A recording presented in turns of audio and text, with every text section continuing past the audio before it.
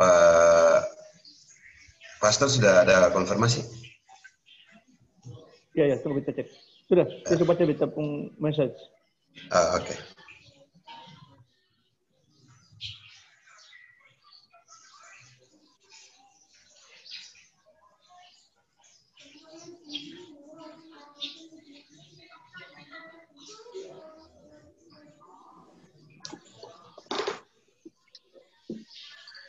Siang semuanya.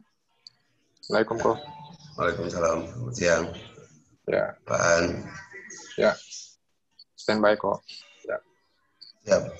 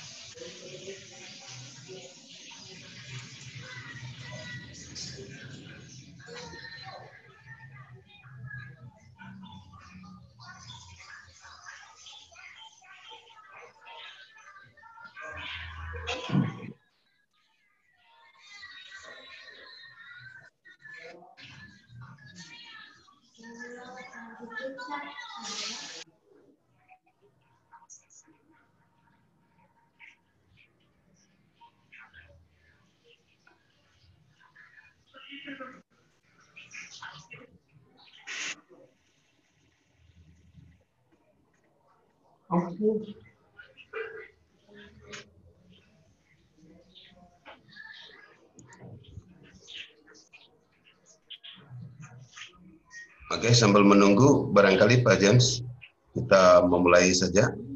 Ya. Sambil menunggu teman-teman yang lain. Teman-teman sekalian, hari ini kita bicarakan tentang Papua, dalam pembangunan Papua, dalam perspektif Basudara Melanesia, cara kita memandang Papua. Tema kali ini oleh Sidego bekerjasama dengan Forum Koordinasi Penanggulangan Teroris. Kita ingin mendiskusikan terkait dengan pembangunan Papua dalam kacamata Basudara Melanesia. Karena itu di sesi ini kami tidak mengajak teman-teman dari narasumber dari Papua, tetapi narasumber dari Maluku. Ada Pak Dedi dari NTT, ada Pak James Adam dan Pak Pastor yang juga akan bergabung dari Maluku Utara, ada Rektor Umu dan Pak Ali Lating. Nah, dari sini kita ingin mendiskusikan terkait dengan pembangunan Papua dalam 10 tahun terakhir. Kalau kita melihat perkembangan Papua pada masa lalu kita menganggap sebagai daerah yang terisolasi, daerah yang dalam tren pembangunan terjadi disparitas antar wilayah, dan Papua menjadi wilayah yang sangat terkebelakang. Tetapi dalam 10 terakhir pembangunan, kita melihat ada percepatan pembangunan. Saya barangkali orang Maluku Utara, anak Ternate yang baru 1 kali injak Papua di tahun 2020, walaupun teman-teman biasa memanggil saya Om Pala Melanesia, saya ada juga yang menyebut Kampung Papua di lokasi saya, tapi saya justru baru pertama kali sampai ke Papua di tahun 2020. Dan kenapa saya harus mengambil jembatan merah ini? Karena jembatan merah ini mengagumkan bagi saya. Dia merangkai pulau di daerah perbatasan yang saya lihat sendiri bagaimana kecepatan infrastruktur antar kawasan di Papua sudah mengalami perubahan. Di berbagai infrastruktur jalan dan jembatan juga kita lihat ada percepatan. Di jaringan internet sebagai skema untuk kita mengatasi berbagai ketimpangan wilayah di berbagai kawasan sudah secara masif nampak bahwa akses itu dapat kita lihat. perkembangannya. Di aspek kesejahteraan memang ada di aspek kesejahteraan pembangunan manusia di Papua masih mengalami pelambatan. Sisi yang paling terasa di bidang kesehatan dan pendidikan yang juga masih di bawah rata-rata nasional. Kalau di berbagai kawasan, kalau kita lihat dari aspek fiskal, kita lihat aspek fiskalnya Papua mengalami percepatan pertumbuhan Papua oleh karena ada skema otsus dan percepatan pembangunan infrastruktur. Nah, kalau dari kita memperbandingkan share perekonomiannya, ternyata share ekonomi Papua jauh lebih besar daripada Maluku Utara, kalau tidak salah juga dengan NTT. Share PDRB terhadap pembentukan PDB. Nah, dari situ, tetapi apakah percepatan pembangunan itu berimplikasi pada peningkatan kesejahteraan masyarakat Papua?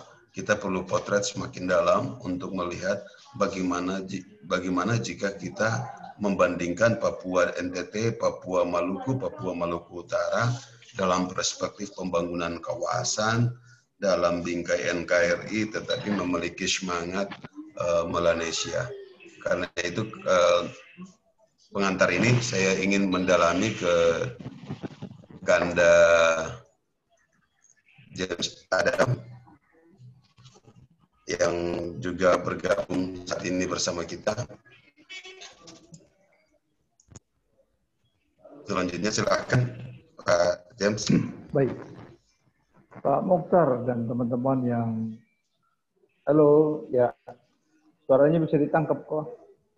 Ya, jelas. Suaranya bisa didengar? Dengar. Ya. Oke, baik. Pak Mokhtar dan teman-teman yang bergabung dalam kelompok narasumber. Saya kira begini, memang fakta menunjukkan bahwa Papua kalau dibanding 20 atau 15 tahun yang lalu itu memang sangat spektakuler ya. Kalau mau dikatakan, saya bisa bilang spektakuler. Karena jauh sekali bedanya dengan keadaan Papua masa kini dengan 10 atau 15 tahun yang lampau. Pertama itu perbedaan dalam aspek misalnya infrastruktur. Kita belum lihat ekonominya dulu ya secara spesifik, tapi dari aspek infrastruktur, pembangunan jalan, jembatan itu sudah sangat luar biasa, ya. Sehingga sudah sekian ribu panjang kilometer jalan yang sudah dibangun, itu menunjukkan bahwa ada kemajuan yang sangat pesat terjadi di Papua dalam tanda kutip di periodisasi Pak Jokowi. Nah, saya kira sebetulnya kalau dari sisi ekonomi memang cukup terlambat karena mestinya Papua ini sudah berkembang dari 20 tahun yang lalu. Karena pertambangan paling besar di Indonesia itu ada di Papua. Jadi mestinya benefitnya itu lebih banyak jatuh ke orang Papua daripada jatuh ke tempat lain. Nah, itu yang pertama. Yang kedua, dari aspek pemerintahan, saya kira juga sudah terjadi pemekaran jadi Papua Barat. Nah, ini sudah menunjukkan bahwa sudah ada kemajuan yang cukup pesat, cukup berarti di tanah Papua. Lalu yang ketiga dari aspek pendidikan, saya kira orang Papua juga tidak kalah bahwa banyak orang Papua yang menjadi orang-orang besar, ada menteri, ada dirjen, ya ada banyak orang-orang pintar di sana, yang walaupun selama puluhan tahun ke belakang itu masih belum begitu nampak dan kelihatan, tapi sekarang sudah jelas, ya. Mulai dari menteri dulu Pak Kaisepo, terus Rumberi dan seterusnya. Nah, jadi itu menunjukkan bahwa sudah terjadi perkembangan yang luar biasa di Papua. Nah, kalau dari aspek ekonomi seperti tadi yang Bung Mokhtar katakan juga jelas kelihatan. Ya, sebetulnya Papua itu mampu berdiri sendiri loh. Ya, kalau kita mau lihat secara fakta ya. Ya, karena sumber daya alam yang ada di Papua sudah cukup mampu untuk bisa mendongkrak atau menumpang eksistensi pemerintahan Papua dan masyarakatnya di sana.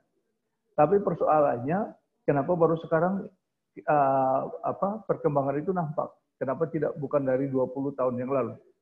Nah, memang ini juga kita tidak bisa melihat dari satu sudut pandang saja. dari kacamata ekonomi, tapi juga kita bisa harus melihat dari kacamata politik, kacamata budaya, dan seterusnya. Nah, oleh karena itu saya kira berkaitan dengan kita punya topik hari ini, yaitu pembangunan Papua dalam sudut pandang saudara Melanesia. Saya kira apa yang terjadi di Papua ini merupakan satu representasi dari kita kelompok Melanesia, bahwa apa yang menjadi kebanggaan orang Papua sekarang sudah mulai kelihatan. Nah, oleh karena itu saya kira kemajuan ini jangan sampai hanya berakhir di masa priorisasi Pak Jokowi. Karena biasanya atau lazimnya kadang-kadang kalau pemerintah berganti, programnya berganti, karena orangnya berganti, terus struktur sampai ke masalah ekonomi pun akan berubah. Ya, masalah kebijakan peraturan juga akan berubah. Oleh karena itu mungkin perlu kita usulkan, nanti kita serangkan ke pemerintah pusat, bahwa kalau nanti ada terjadi regenerasi pemerintahan,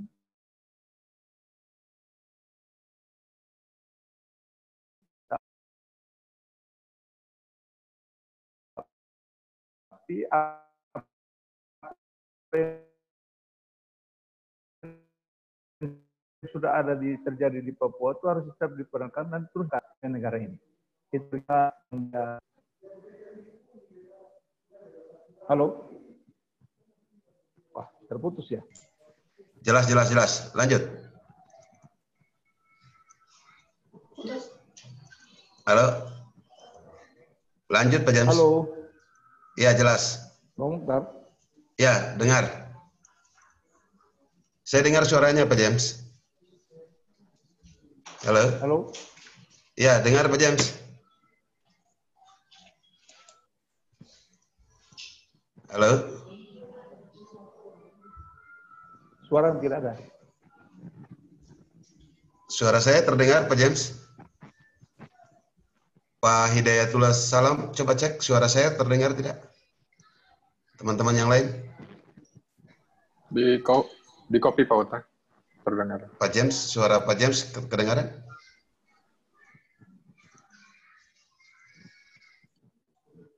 Halo Pak James, saya dengar suaranya.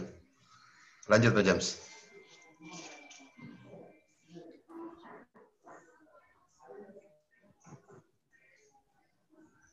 Silakan lanjut Pak James, saya dengar.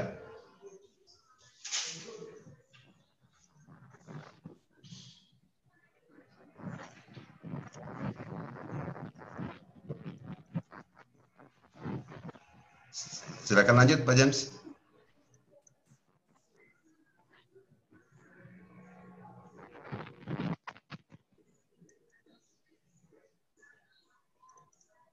Silakan. Koan. Bentar, suaranya hilang. Pak James tidak dengar suara? Halo? Halo? Ya. Dengar ya? Halo? Halo? Pak James dengar? Tidak dengar? Terputus. Dengar? Oh. Pak An dengar? Ya, bisa. Bisa kok. Koan dengar suara Pak James? Dengar tadi, sempat dengar tadi. Coba Pak James.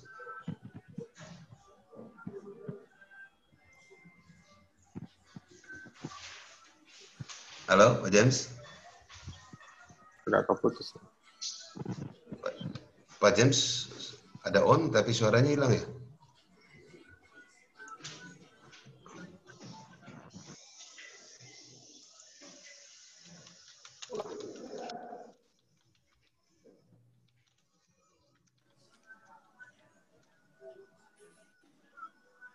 Udah bisa connect lagi? Sudah, Pak James sudah terkonek lagi. Iya. Pak Hidayatul Salam, coba suara. Tes. Nah, kedengaran Suaranya juga. terputus, Bung. Masuk. Saya Terputus punya ya, Pak. Masuk. Oh, makasih. Pak James, suaranya hilang ya?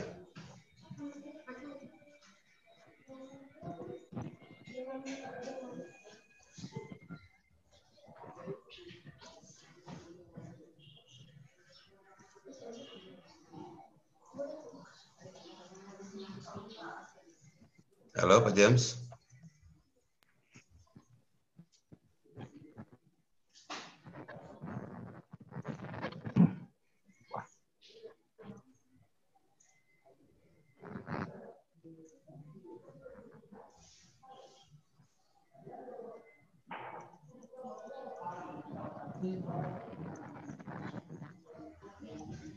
Boleh Pak James?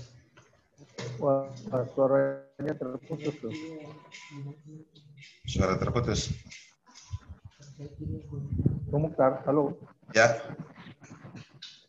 Halo, suaranya terputus. suara saya terdengar terputus. Kalau kita ada gangguan jaringan di NTT kali ya, di Kupang ya.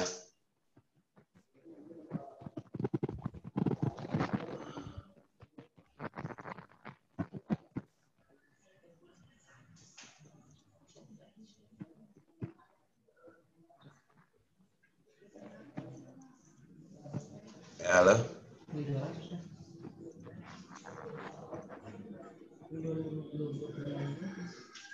Halo.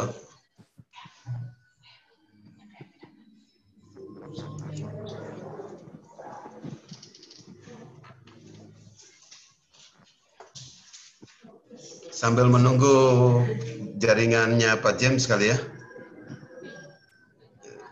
Saya mau dengar pandangan dari Pak Hidayatul Salam tentang pembangunan Papua. Pak Hidayatul Salam adalah dosen Fakultas Hukum Universitas Hairun Ternate, tapi cuman karena bungkus kursinya ada loreng, dikirain tentara ya. Silakan. Pak James, saya sambil menunggu. Sudah kedengaran Pak James? Tidak terdengar. Sambil menunggu Pak James punya jaringan bisa diperbaiki, saya minta pandangan dari Pak Hidayatul Salam. Silakan Pak Hidayat. Baik, terima kasih. Assalamualaikum, selamat siang.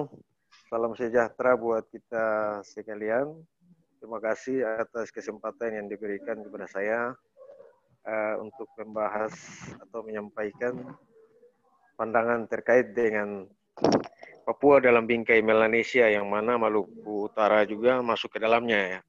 Saya pernah mengikuti KTT MSG bersama-sama dengan Pastor Gregor di Honiara pada tahun 2015 akhir, kalau tidak salah. Dan yang ingin saya sampaikan bahwa komitmen Melanesia kita, Maluku Utara, ya khususnya 4 kesultanan di sini. Kebetulan saya juga di dalam ranah Kesultanan Ternate dan Tidore, kami cukup respon dan respect dengan rumpun Melanesia ini. Saya tidak begitu mengcover informasi terkini terkait dengan perkembangan di Papua, tapi yang bisa saya sampaikan bahwa kami di Maluku Utara sangat terbuka menerima saudara-saudara dari Papua. Juga di Unhair, Universitas Hairun, tempat saya dan juga Pak Dr. Mokhtar mengabdi ya sebagai dosen. Banyak juga mahasiswa Papua di sini dan banyak juga yang ada beberapa orang yang memenuhi syarat untuk menerima beasiswa. Nah, ini juga dalam rangka untuk mempererat hubungan silaturahmi antara Maluku Utara dengan Papua dalam rumpun Melanesia. Kemudian dalam konteks kesultanan, kita juga memiliki hubungan yang kuat, hubungan emosional yang kuat. Hal itu bisa dibuktikan dengan hadirnya para kepala suku Papua di upacara-upacara adat Kesultanan Tidore, juga upacara-upacara di Kesultanan Ternate. Ini menunjukkan bahwa ikatan emosional kita sebagai serumpun dalam Melanesia ini masih sangat kuat dan mudah-mudahan bisa terjaga sekarang dan ke depannya sehingga bisa lebih menciptakan suasana yang kondusif bagi persatuan dan kesatuan bangsa Indonesia. Tentunya di dalam bingkai Negara Kesatuan Republik Indonesia. Saya kira untuk sementara hal ini dulu yang dapat saya sampaikan. Kalau ada perkembangan-perkembangan lain dalam diskusi ini, saya akan tambahkan lagi. Terima kasih. Saya kembalikan ke Pak Dr. Wah, ini suaranya hilang nih. Sidago. Terima kasih.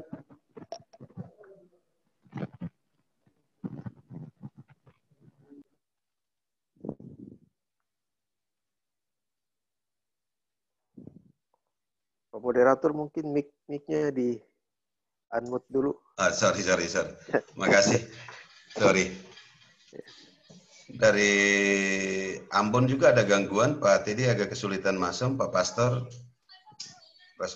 Pastor Gregor lagi berupaya masuk ke dalam forum ini.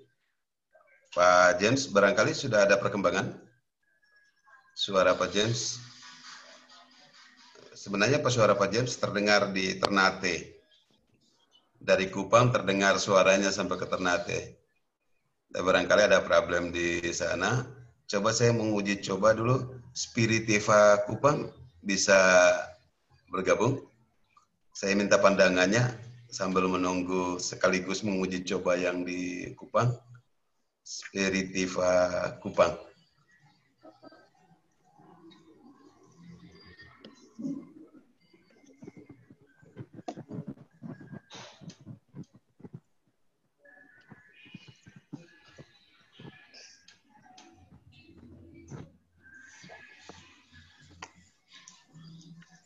Atau saya minta komentar juga dari anak muda kita, Ketua Cabang PMI Kota Ternate, melihat Papua dalam bingkai kebangsaan kita di kawasan ini seperti apa?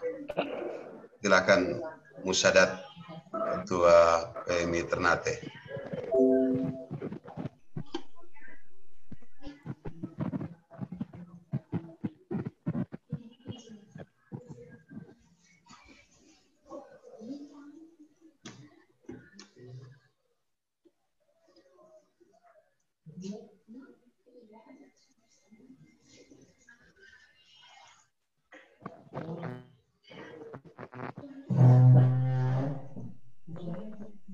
Sebentar Ketua PMI, saya meminta Spiritiva Kupang sambil menguji signal. Suaranya ada?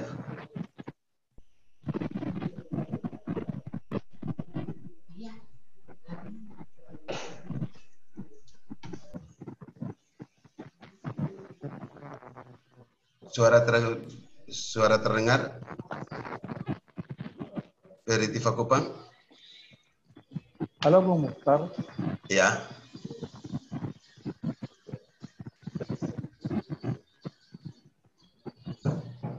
Ya, silakan.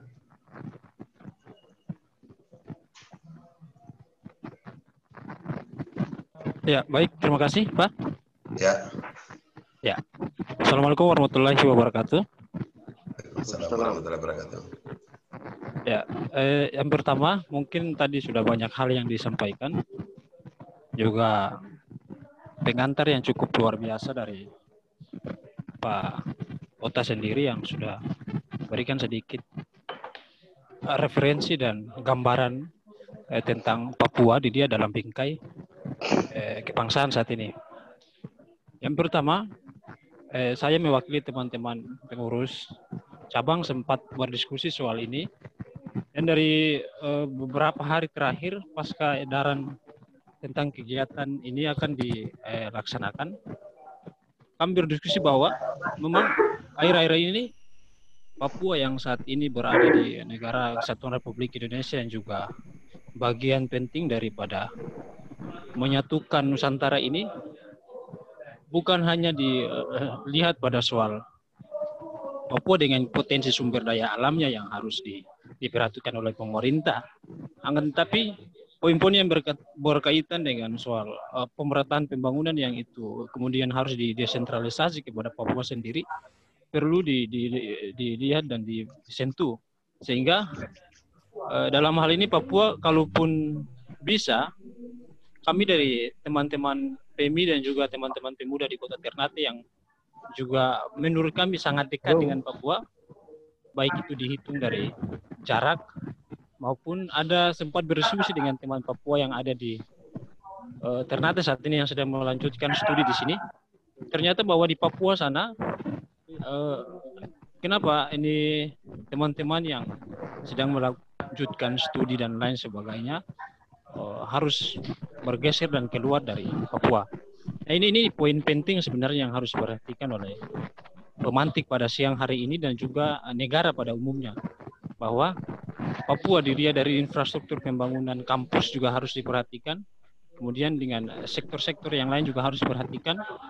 Nah, dalam hal ini ada beberapa poin yang memang saya sengaja garis bawahi jika mengikuti beberapa pembahasan yang sudah disampaikan tadi, bahwa memang Papua kalaupun dilihat dari segi geografisnya saja memang ada di perbatasan. Akan tetapi Papua yang menjadi salah satu sektor penyuplai APBN negara saat ini, itu ternyata memiliki berbagai macam potensi, bukan hanya pada ini didiskreditkan pada soal sumber daya alam, akan tetapi juga ada pada soal pengembangan sumber daya manusia yang harus juga dikembangkan. Sehingga kami sama-sama bersepakat bahwa sumber daya alam Papua harus tetap dikembangkan dan harus tetap menjadi garda terdepan dan harus diperhatikan oleh negara. Nah, itu poin yang memang ingin saya sampaikan pada kesempatan kali ini. Demikian Pak, terima kasih. Terima kasih. Teman Sepri Teva Kupang sudah bisa terdengar. Pak James sudah terdengar? Suara Pak James terdengar dari Ternate. Pak James, kedengaran? Kalau Pak James belum, saya ke Sepri Teva Kupang, yang dari Kupang sekaligus meminta pandangan dan sekaligus menguji coba jaringan internet di Kupang. Sehingga suara Basudara Melanesia di Kupang bisa terdengar dari Basudara di Ternate.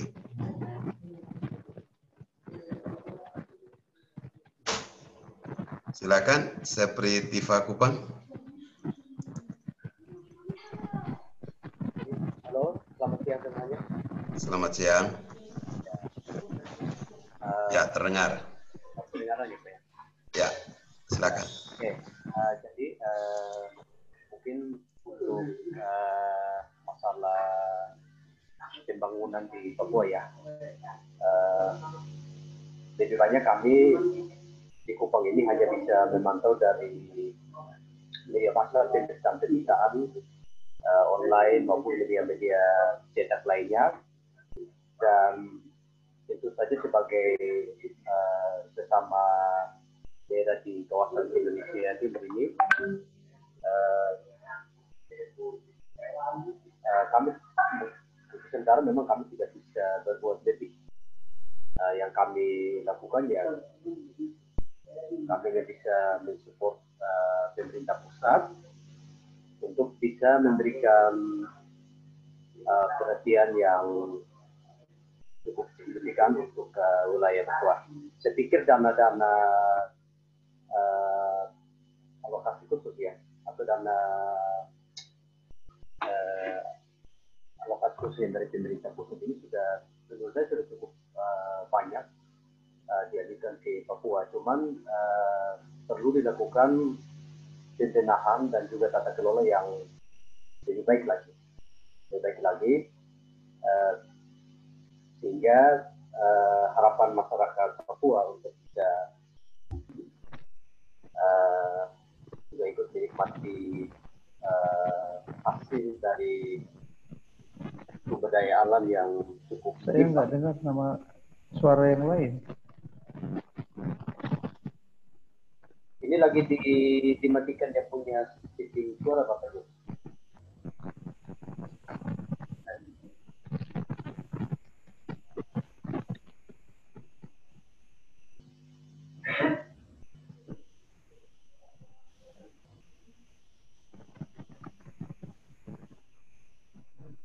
Oke, mungkin sementara dari saya sekian dulu. Jadi saya kembalikan ke Pak Digo ya. Digo. Ya. Pak James sudah terdengar?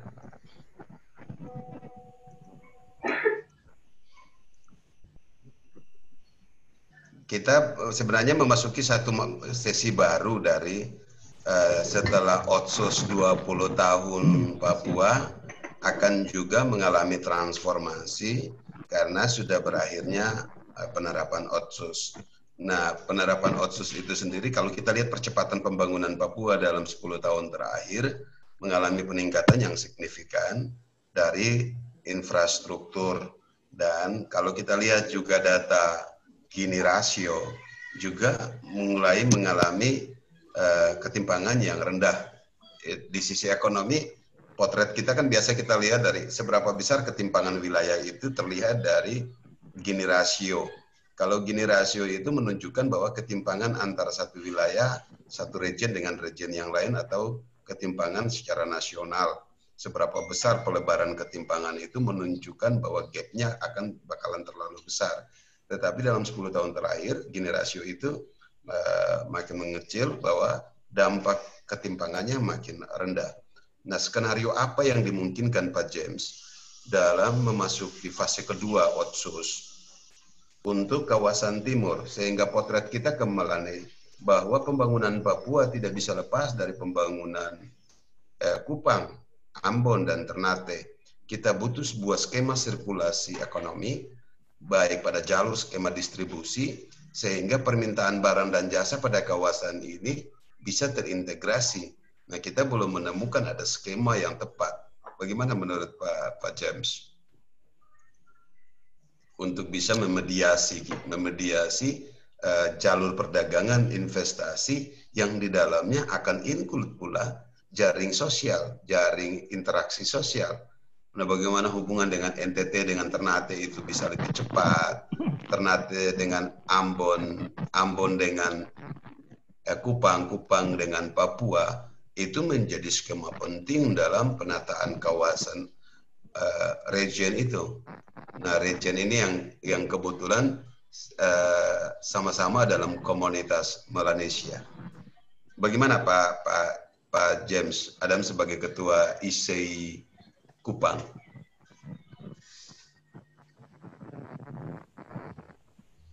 Pak James masih kesulitan ya di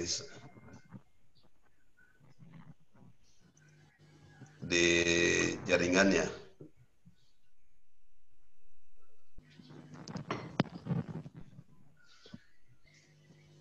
Bisa Pak James kedengaran?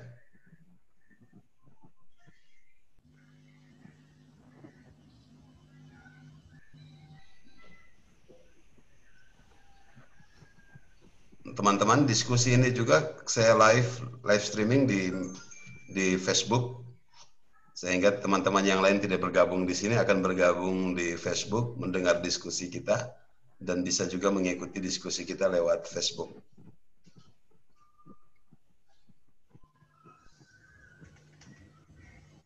Kebetulan di Facebooknya yang saya share adalah Kampung Melanesia. Oh, suaranya masih tidak terdengar ya?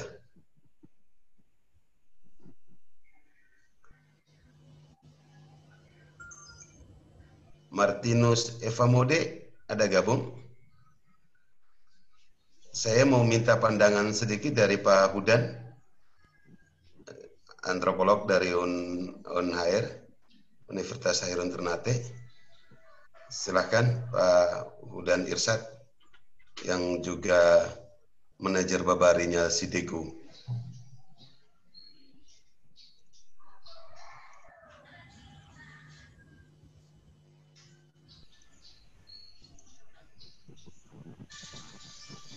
Silakan Pak Hudan.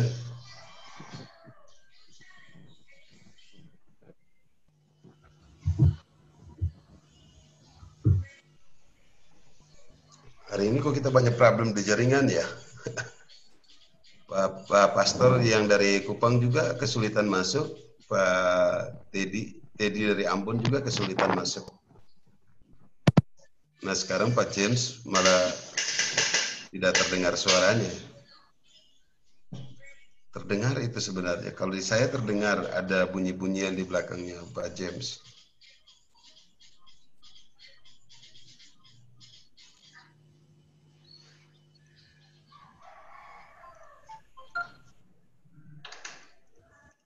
Coba saya memberi co-host kepada Pak James ya.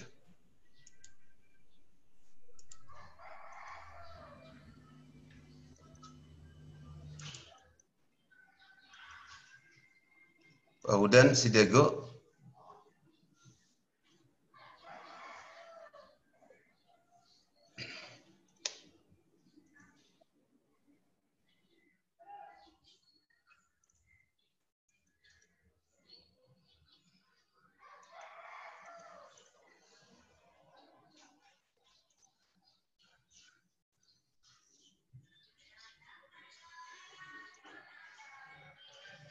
Sudah bisa Pak James?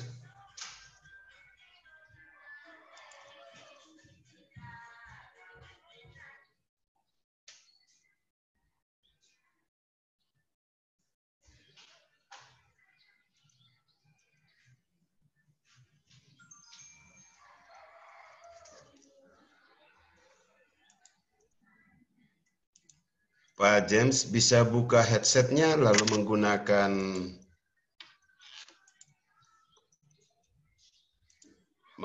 speaker. Pak James, headset dibuka.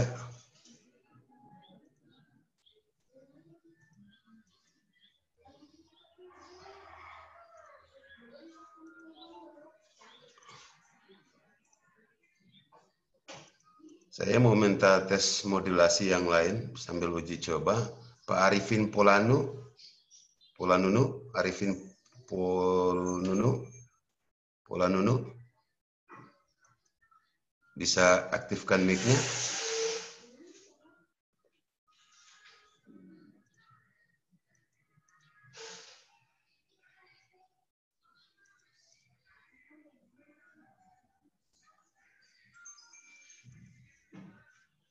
Arifin Polanunu,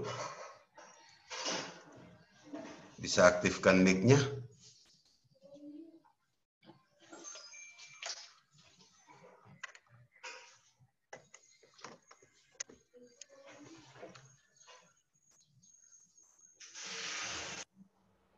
Halo.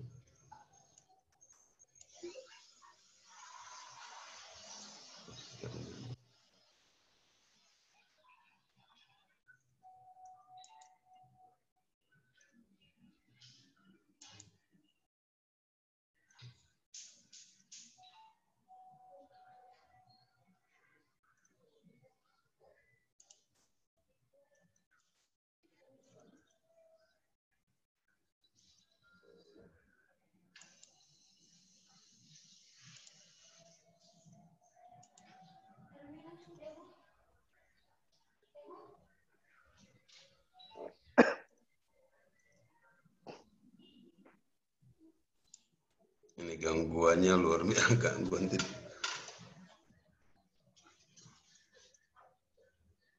Pak James suaranya sudah hilang, tinggalan.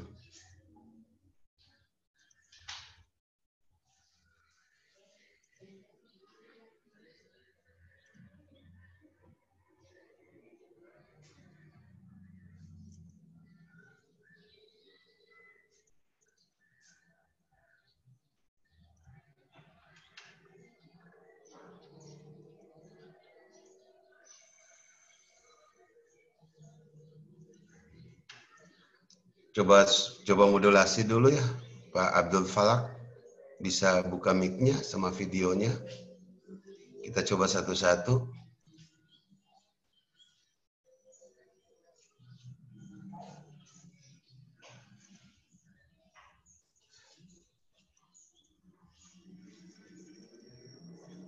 Eli? Saya bisa ini. Ah, sudah bisa, Pak James sudah bisa. Iya, Ya, Pak. Udah baru masuk, baru bisa. Halo, Pak. Okay. Ya. Abdul Falak bisa ya? Iya bisa, Pak. Bisa ya. Eli coba.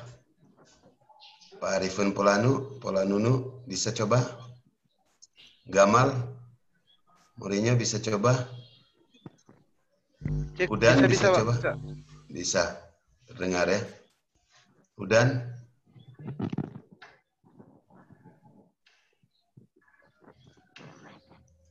Pater Gregor nggak bisa masuk itu. Mungkin ada gangguan internet. Pak Pastor nggak bisa masuk ya? Iya, dari tadi dia coba akses tapi disconnect terus. Oh, disconnect terus ya. Silakan Pak James. Saya suruh coba lagi ya. Ya. Pak James, lanjutkan. Ya.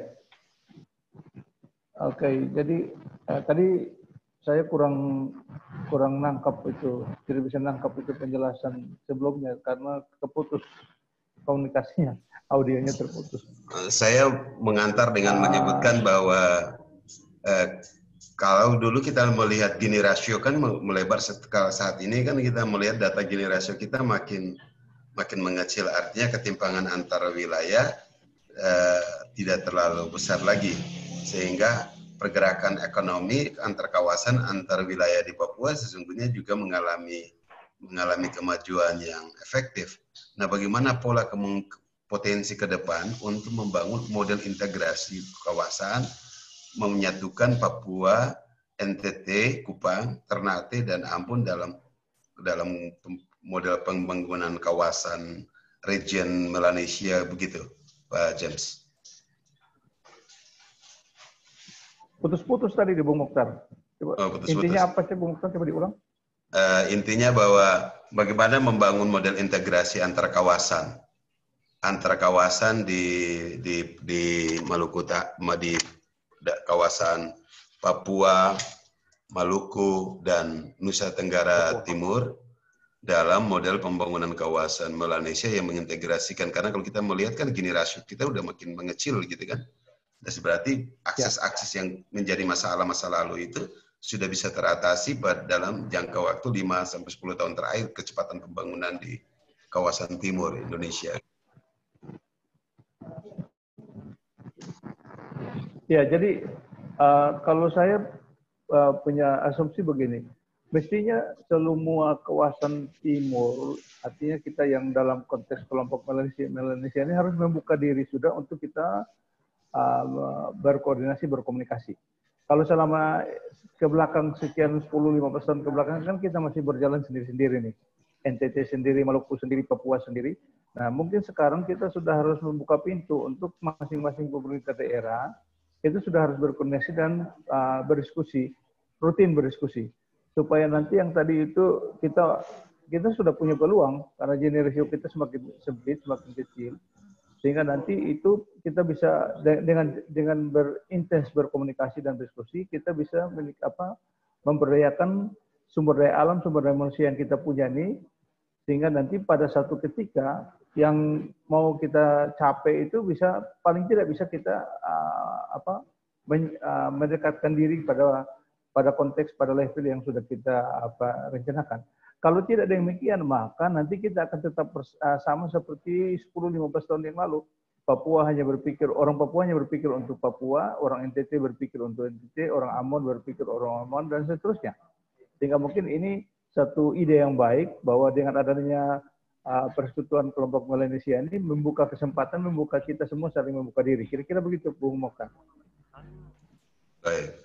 Memang kalau kecepatan pembangunan kawasan, di era desentralisasi kan mestinya lebih cepat kita melakukan inisiasi kerjasama antar daerah yang oleh nasional regulasi itu dimungkinkan untuk membangun model kerjasama antar daerah dalam kawasan di bidang perdagangan maupun di bidang ekonomi, pembangunan, dan lainnya.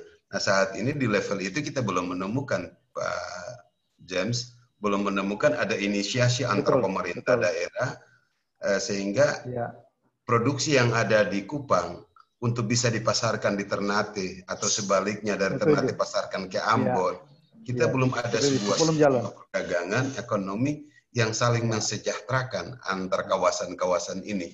Nah, ini yang barangkali perlu diinisiasi, tentunya dalam semangat Basudara Melanesia keindonesiaan. Nah, kita akan membutuhkan nasional regulasi yang memberikan ruang untuk itu. Nah, kalau kita lihat ruangnya kan sebenarnya sesungguhnya ada di dalam konsep desentralisasi kita kan ada model kerjasama antar daerah. Tetapi kita belum melihat bagaimana Kupang dengan Papua bisa bekerja sama untuk distribusi barang-barang konsumsi. Model inisiasi ini seperti apa yang dimungkinkan, Pak James? 100% saya setuju. Jadi mungkin begini, kita di level pemerintahan kan ada asosiasi gubernur se-Indonesia, ada asosiasi bupati se-Indonesia, ada asosiasi wali kota se-Indonesia. Nah, itu sebetulnya menjadi pintu masuk untuk kita kawasan Indonesia Timur ini untuk sama-sama bergandengan tangan dan memulai.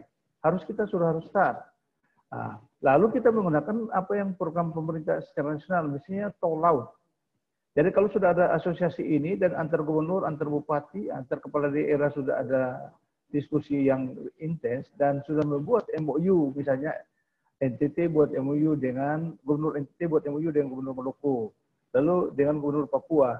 Dengan nanti ada komunitas-komunitas apa yang ada di NTT yang tidak ada di Papua atau di Maluku yang dibutuhkan oleh orang Maluku dan Papua, itu bisa kita distribusi dari sini. Dan sebaliknya misalnya, yang ada di Papua, yang ada di Maluku tidak ada di NTT, bisa kita ambil dari sana. Nah, itu kira-kira itu apa namanya wujud daripada yang tadi saya katakan, kita harus ada antar daerah, harus ada intens.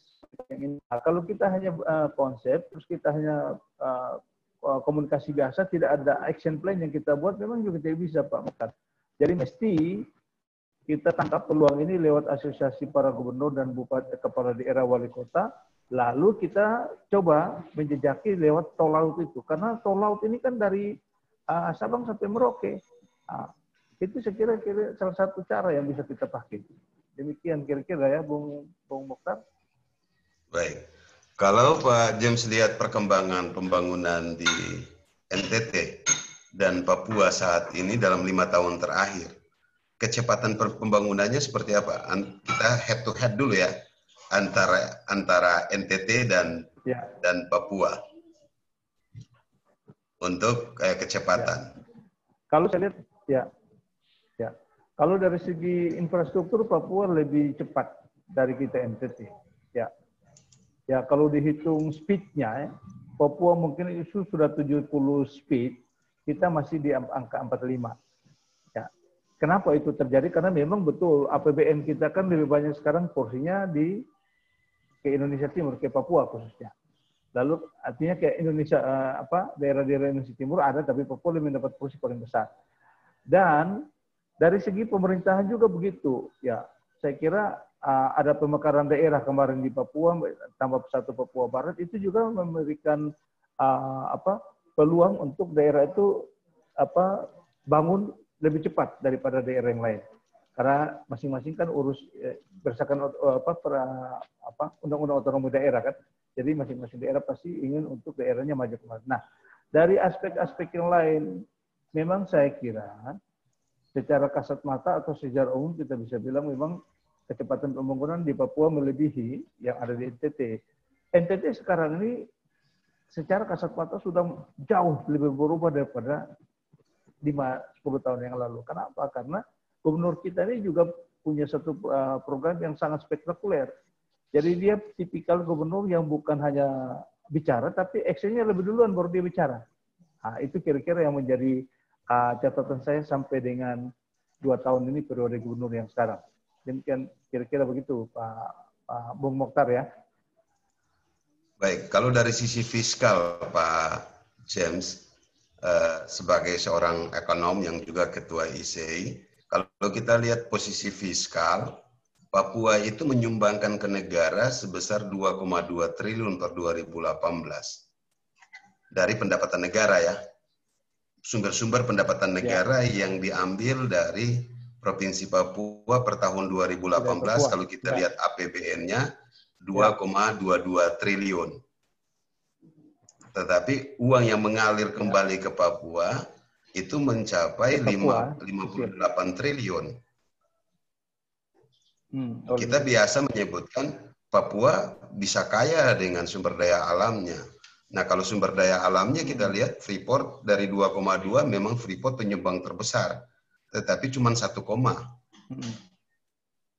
tidak terlalu besar dibandingkan dengan uang yang mengalir baik bersumber dari DAU, DAK, maupun dana otsus. Nah, itu tidak terlalu besar. Nah, skema itu lalu kita menyebutkan, oh iya ini kalau begitu logiknya sama juga dengan sumber pendapatan wilayah lain yang disedot untuk mempercepat Papua oleh karena membingkai kenusantaraan, membingkai negara kesatuan kita. Sehingga kita tidak bisa melihat karena Papua kasih 2,2 maka negara harus kasihnya tidak sampai 50. Maluku Utara juga begitu kasusnya.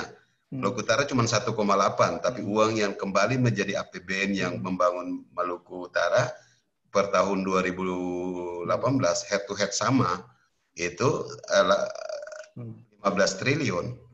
Padahal uang yang diterima yang kita di Maluku Utara juga misalnya kasusnya kita punya tambang, kita punya Nusa Halmahera mineral, kita punya pertambangan, bahkan growth ekonomi per tahun 2018 kita growth ekonomi tertinggi diakibatkan dari ekspor sektor tambang. Tetapi yang kita mampu memberi kepada APBN, share kita kepada APBN di Maluku Utara 1,8, masuk ke Maluku Utara 15 triliun. Yang kita store ke kas APBN 1,8, Papua 2,2 triliun. Tapi balik ke Papua jauh lebih besar, sekitar 58 triliun, termasuk di dalamnya DAU dan dana otsus. Belum kita bicara APBN murni yang masuk ke Papua dengan percepatan pembangunan infrastruktur, maka diprediksi Papua sesungguhnya mendapatkan 100 triliun lebih, mendekati 200 triliun. Kalau kita lihat dari percepatan pembangunan infrastruktur. Nah, bagaimana pandangan-pandangan itu, Pak James?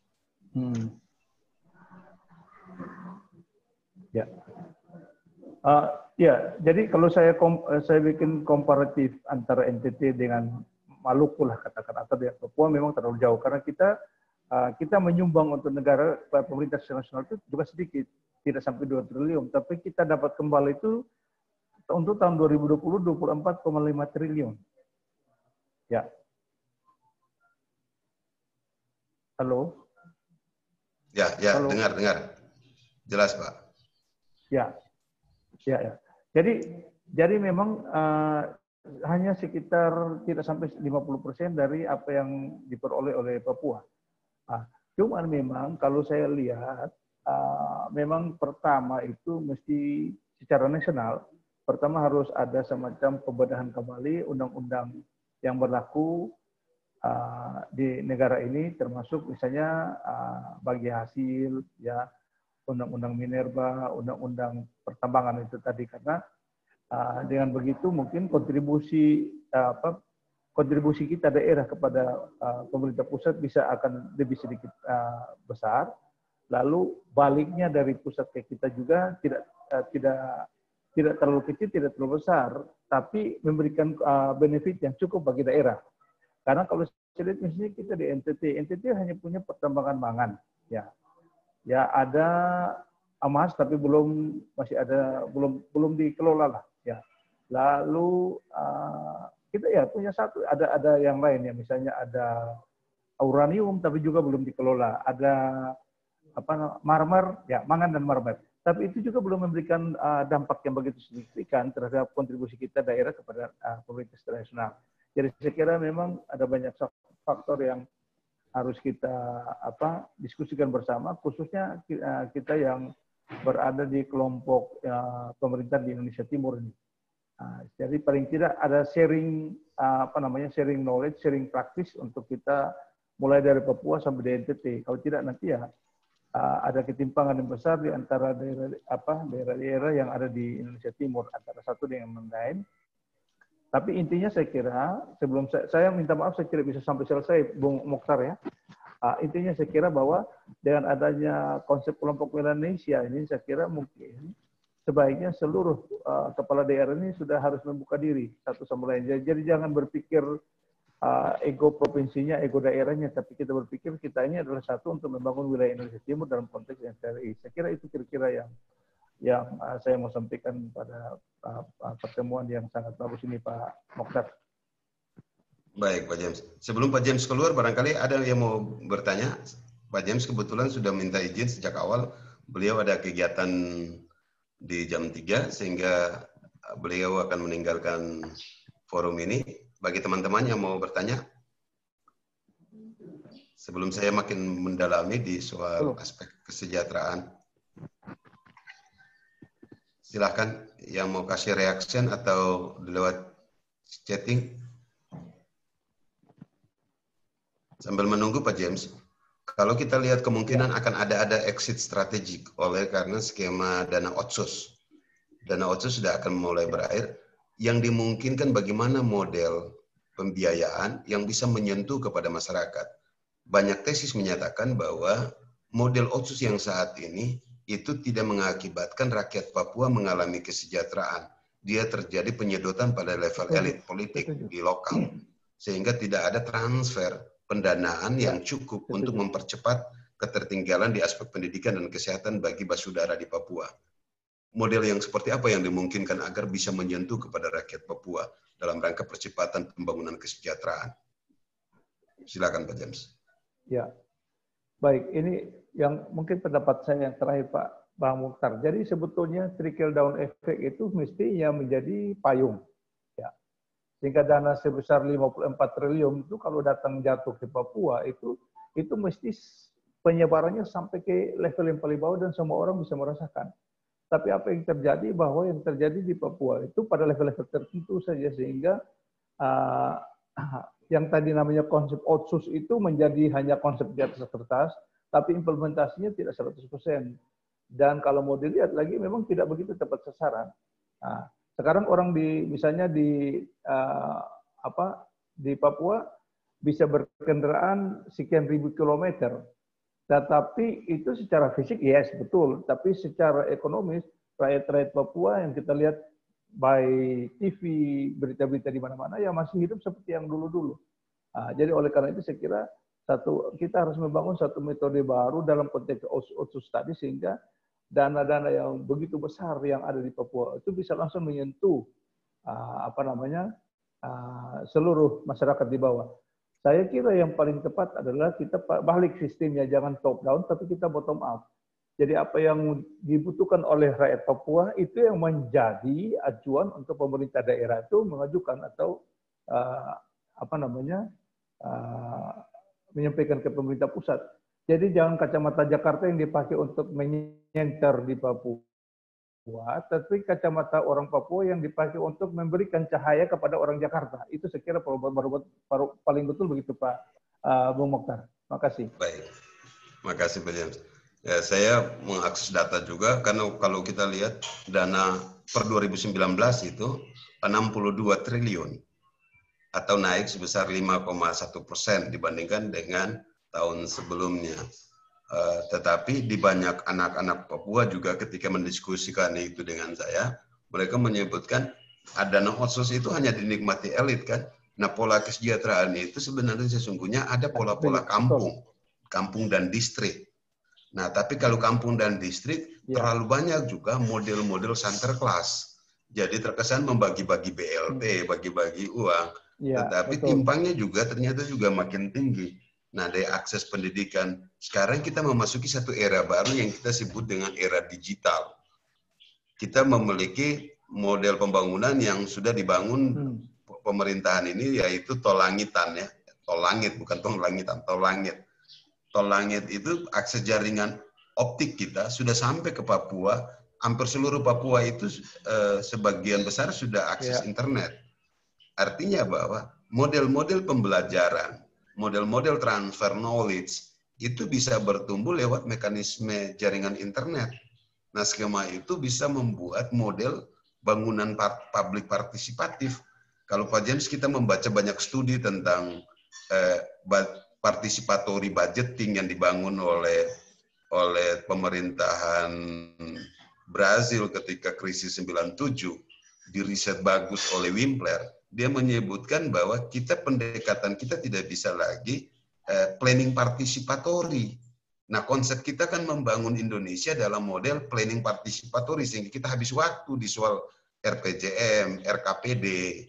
Itu yang lebih dominan. Kita tidak men-setup dia menjadi model participatory budgeting yang fokus kepada anggaran sehingga kita melibatkan masyarakat, publik tidak saat penyusunan APBD atau APBDes. Nah, saya lihat Papua mesti dibangun dalam model participatory budgeting yang melibatkan rakyat Papua untuk merumuskan bersama.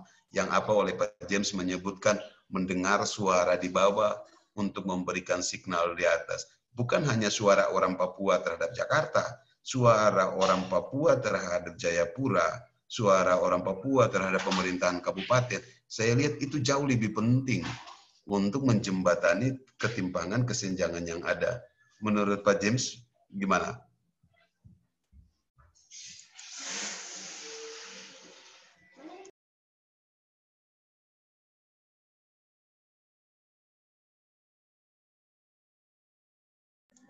Pak James, mic-nya belum di-unmute. Mic-nya belum di-unmute, jadi suara tidak terdengar. Ya. Oh ya, sudah. Oke. Ya, tadi terputus 1 menit terus sambung lagi. Jadi kalau saya simpel mungkin. Halo, bisa dengar ya? Dengar Pak James. Halo. Ya, dengar Pak James. Oke. Jadi kalau saya simpelnya begini. Kita merubah sistemnya. Ya.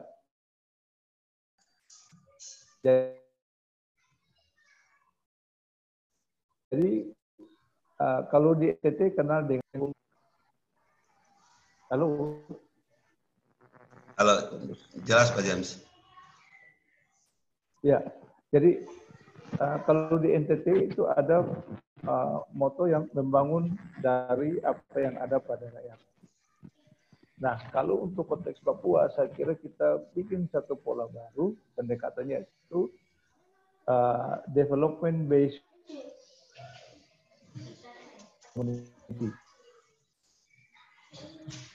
Jadi pembangunan atau yang Bung Mokhtar bilang itu sebelum suara orang Papua sampai ke Jakarta, di antara orang Papua itu juga harus saling mendengar.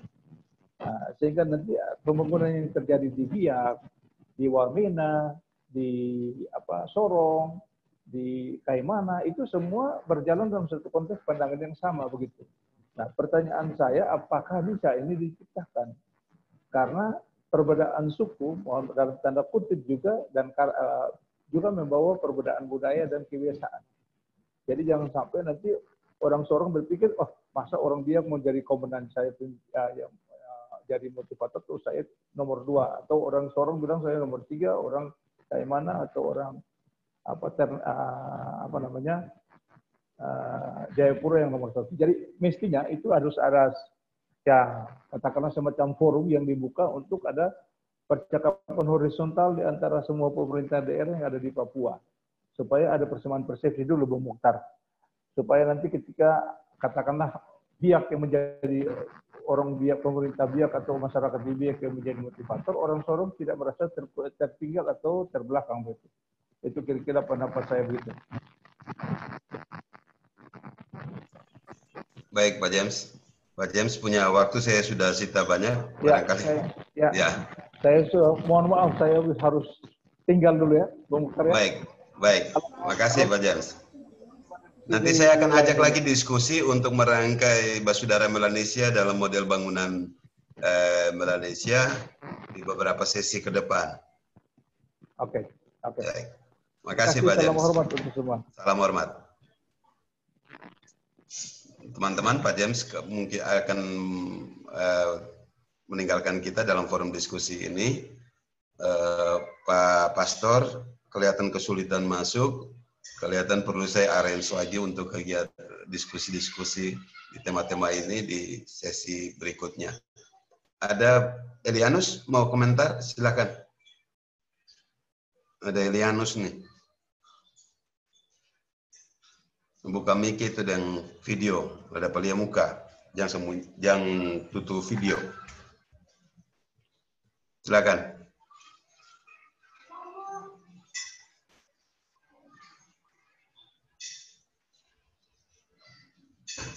Yang mau komentar silakan.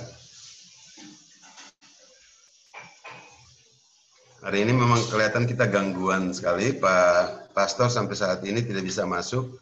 Tidak bisa bergabung, kesulitan. Pak Teddy katanya hujan besar di Ambon, kesulitan masuk, sehingga tidak bisa bergabung dengan kita. Pak Rektor yang sudah janji ada acara, begitu juga Ali Lating, alasannya ada acara sehingga tidak bisa bergabung. Sampai tadi malam saya sudah dapat komitmen bahwa akan hadir, akan bergabung. ternyata hari ini mereka membatalkan karena tidak bisa akses. Teman-teman di sini ada yang mau komentar?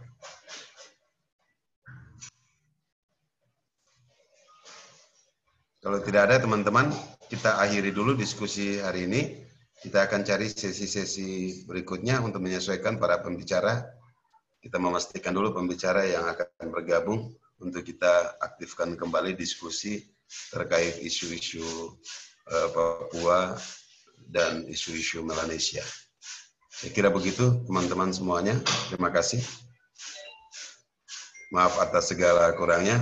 Assalamualaikum warahmatullahi wabarakatuh. Selamat sore.